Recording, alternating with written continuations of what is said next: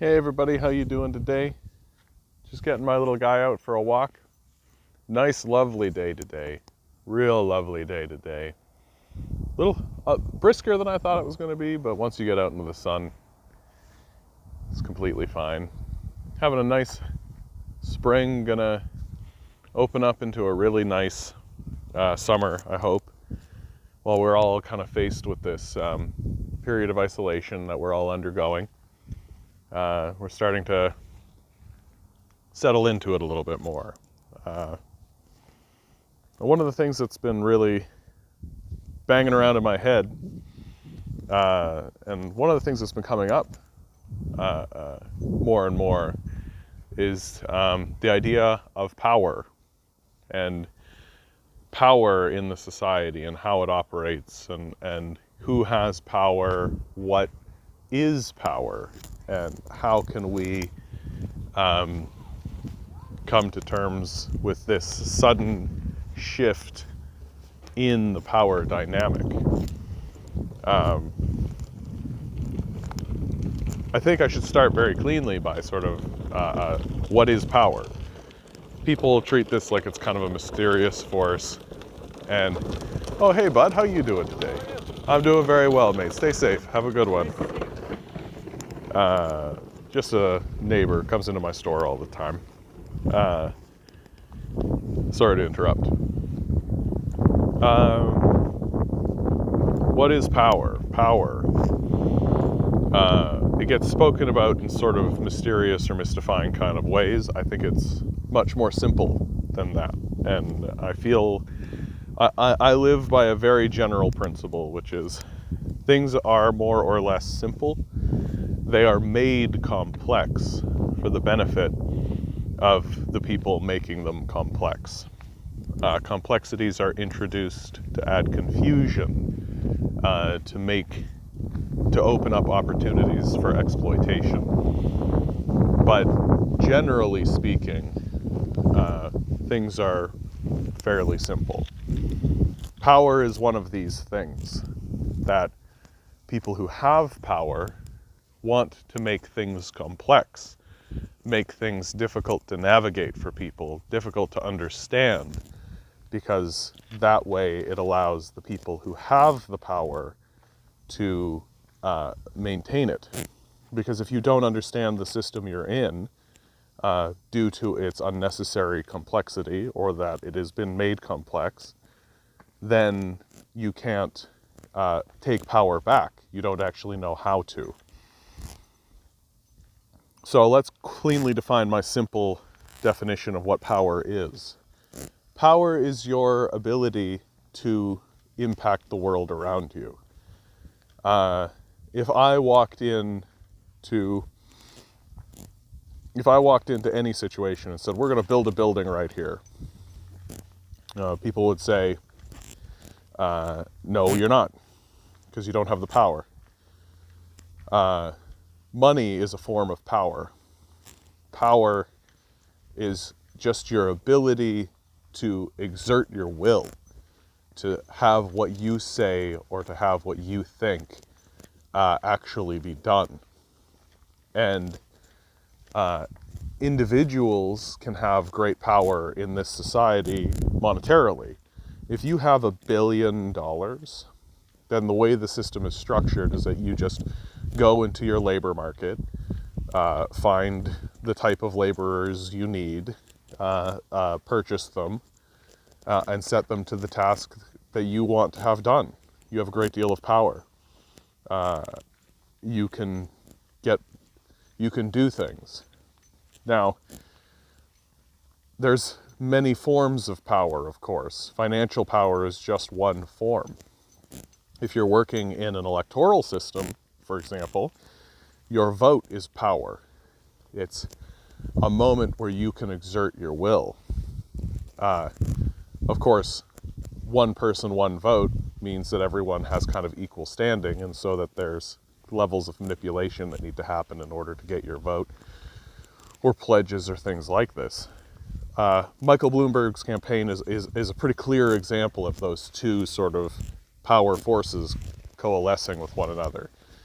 That He spent $500 million, $500 million on a failed presidential campaign bid, because while he has an awful lot of monetary power, you can't simply translate that into political power. That political power comes through support. That's a straight numbers game of who supports you. How many votes do you have, right? How much belief do you have in the population around you? And right now, I think power is a very important conversation to be having. We need to be talking about power. Who has power in the society? Who has just been bluffing? That's the big thing. Who has power and who has been pretending as though they have power? And the coronavirus is really revealing that the people who have power are the people doing the work. The people who have the actual power are the people doing the actual work. And if the people who are doing the actual work threw up their hands, walked out the door, and said, I'm no longer doing this task, then it would stop. And it would create a scramble amongst those that are just pretending like they have power, or whose power is simply monetary. Monetary power is actually a weak form of power. It can incentivize is the word that they use. But if you try to pay someone to do something that they cannot or will not do, then it's not going to happen. Belief is much more powerful. Believing in a principle, believing in community, believing that we should do things to help one another. These are much more powerful principles that, and here I am making it more complex than it actually is. Really, it is very simple. The people doing the work are the ones who have the power. The people focusing in, doing the job, these people have power. Their weakness is they can't organize together. That's why the principle of abandonment, which is what I'm calling the idea of individualism, is so important for the capitalist class to maintain. They need this ideology of abandonment because they understand. Capitalists understand that labor has power. Capitalists understand that the way to combat the power of labor is to keep everyone separated, to keep everyone negotiating individually with their large organization, their large financial organization.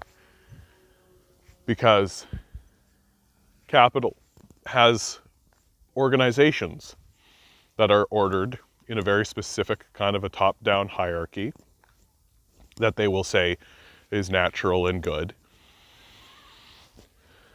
even though they're basically dictatorships. And they don't want their workforce to be organized under single principles. Because if their workforce organizes itself under very simple principles with simple demands, straightforward questions, then capital loses. And there's lots of history that shows that this is the case. Labor strikes result in improvements. Labor strikes result in improved hours, improved wages, improved benefits. Lots of the benefits that have happened in this society are because of labor exerting its own power and calling the bluff of capitalism. Because capitalism is just a naturally sort of exploitive system, right? Capitalism simply exploits the desperation of working people. Because if there's one force that has power above everybody else. It's nature. That the system we live in, the natural world, has power over all of us. And we forget that. People don't work or seek out employment with jobs they can't stand, like the majority of Canadians do, out of a sense of patriotism. They're doing it because they need to eat. They're doing it because exposure will kill you. They're doing it because the system is designed, first and foremost, to destroy you. The world we live in, I mean, it's not a pleasant place if you do not have shelter, if you're homeless. And this this situation is routinely abused by the capitalist class. They use the power of nature itself to exploit the people they rely on, the people who have power against them, in order to profit for themselves. Because at the end of the day, they're a parasite class. They're a class of people who really don't produce anything that is particularly valuable for anyone. They produce sort of stocks and bonds, shuffle pieces of paper amongst one another. But they don't produce anything. They don't do anything. And the coronavirus has revealed that completely. That, what was it? A friend of mine sent me a funny thing. It said, it's like the world sent us to our bedrooms for being a bunch of jerks. And I think that seems right, that the world has exerted its own power against us, and that the vacuousness of the capitalist class has kind of been revealed, that they never had any power, that what happened is people were told to self-isolate, and so they did, and that forced our government into a position where it either had to start giving money to the citizens through systems like a basic income, or it would have to face, frankly, it would have to face a mass revolution, which is exactly what would happen. That if our government didn't respond to the demands of the working class, and in this crisis, the demands of the working class are to provide us with food and shelter, which is not an outrageous thing to ask. This kind of, the fraudulent argument against the basic income and against people espousing it is that it is a waste of money. That's the big one. As if the money given to these people aren't spent, put into a cyclical economy. And so the power dynamic now is in fluctuation. It's shifted. We have seen it's exactly like the end of Wizard of Oz, where Dorothy goes and she sees the wizard, and the wizard is just some old dude who has no powers, just fiddling with knobs, pretending to be a great and powerful sorcerer or wizard, when in reality he's just some old dude who doesn't even really know anything about the place he's at. He's just sort of found himself in this position and is exerting the illusions that he has in order to maintain his position. And in the end, it all comes crumbling down because of a little dog pulls back a curtain and reveals him as the fraud that he actually is, and shows that he has no power. that it was all. And then Dorothy, what does she do? Well, the power was with her the entire time. That's sort of the whole message of that piece, is that the power was with her the whole time. She was the one getting things done. She was the one doing the work. She was the one making the connections. She was the one going on the adventures. She was the one finding the solutions. While the wizard sort of sat and demanded things like a petulant child, but didn't actually do anything. And the power dynamic here in our society, I hope, has a significant shift. I hope that the workers here in Canada and in Ontario recognize and realize that they are the ones with the power. That during this time of crisis, the bankers and the CEOs and the entrepreneurs and the financiers, they seem to have disappeared because they were not relevant in the first place. And the people who we are relying on are the truck drivers, the farmers, the medical community, and the grocers in the distribution chain, right? That's one thing. To me, that's a big thing that's been revealed about how our society actually functions and who actually has power, is these minimum wage grocers. Well, it's being revealed that they're crucial. They're desperately important for us to have. Food distribution is absolutely a crucial component of our civilization. And these people make minimum wage, part-time work. They're part of the precariat. And if I were them, as I'm having this conversation about power, if I were them, I would be organizing and I would be talking about a strike. Because as this goes on, they're putting themselves in the line of fire. They're the ones that are going to be at the highest risk. Not the highest risk, obviously. The medical community is always at a high risk. Always. But they're the ones that are dealing with the public. They're the ones that are creating and existing in this sort of dangerous position while making minimum wage. They should not be making minimum wage. These people, they should be making an excellent wage. They should not be part of the precariat, right? They should be making much more than they're making. They should have stability in their workplace. They should have they should have a strong benefits package. These people are necessary for our distribution.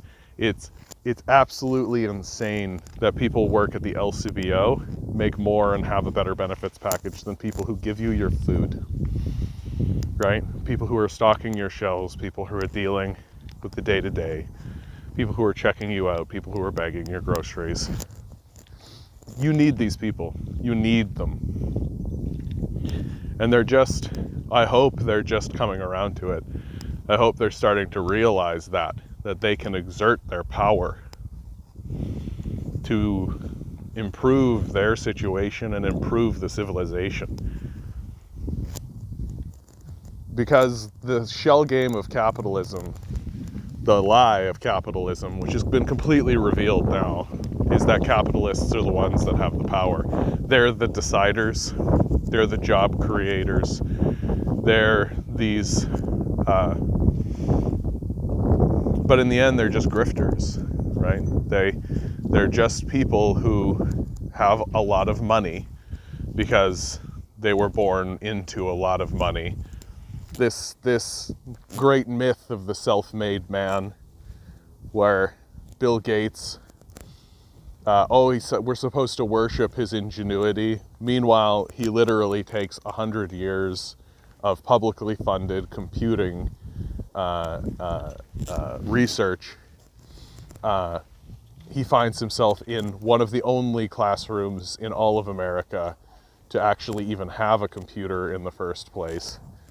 He himself admits fully that he was in the right place at the right time.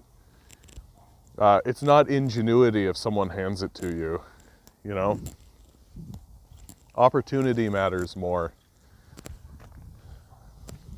And I really get my hackles up about this sort of self-congratulatory nonsense. And meanwhile, people like Bill Gates, like, he was the beneficiary, obviously, because that's how the system is structured, that the capitalist is the primary beneficiary. But he didn't build any of that stuff. He didn't do the research. He didn't do the knowledge, right? He didn't... there are these wonderful quotes that kind of show that he sort of doesn't really understand the systems he's working with in the first place. Right, what's my favorite? Something like 365 kilobytes should be enough for anybody. Well, that's a joke, right? That's your visionary, that's the guy. And it really just shows that he didn't really have power in that situation to begin with, right? That it was all just kind of a facade. He was the guy kind of showing up and being like, computers are great, aren't they? And everybody was like, yeah, computers are great. And he just sort of figured out how to get the licensing, how to take 100 years of computer research and to leverage and instead of the government saying, oh, hey, we've been researching on this, we've been doing it, we've been doing this kind of thing, we should get a pretty clear cut of the profits of that, obviously, for the benefit of the society. Instead of that, we just funneled money into the bank account of this, you know, sort of dopish, you know, affable enough seeming corporate tech gentleman. And it's not a success. It's not a success story of individualism and all of this. It really is just kind of a sad tale of how the community had built something and was in the process of building something, and then along comes a grifter and takes it for himself. And it's completely because we relinquished power to him. We said, oh, sure, like, instead of saying, like, oh, you know, we've been working on this for a long time, like, personal computers are something that we've been researching for 100 years. We've been researching like getting to personal computers. And then right at that moment when it begins to where there begins to be it begins to become more useful for individuals to have access to this research and for individuals to have access to this computing, instead of saying, well, we're going to take that, we're going to use it for ourselves. Maybe we'll allow like individual licenses to come up with their own ideas, but certainly we're going to be primary shareholders, if not majority shareholders, and certainly equal shareholders. Instead, we just released our hands from it. We let our power go to this individual who obviously was successful, right? It's like, are you kidding me? Like, it'd be like selling water at the end of a desert. Like, yeah, obviously you're going to be successful. It's not a success story of individualism. It's a story about how we relinquished our power to this person. Anyway, guys, this one was kind of a rambling sort of affair, but man, I still feel like I'm coming down from some kind of emotional high. You know, I still feel like I'm collapsing a little bit because of all of this, and I still feel like cars are moving. I'm seeing them, right? Like, people are moving around. There's still stuff to be done. There's still places to go. The world hasn't exploded and all of this, but it's strange times. All right, guys, I think that's the end for me. I hope you're all doing well out there. I hope you are all taking care of one another. I love you all. Have fun.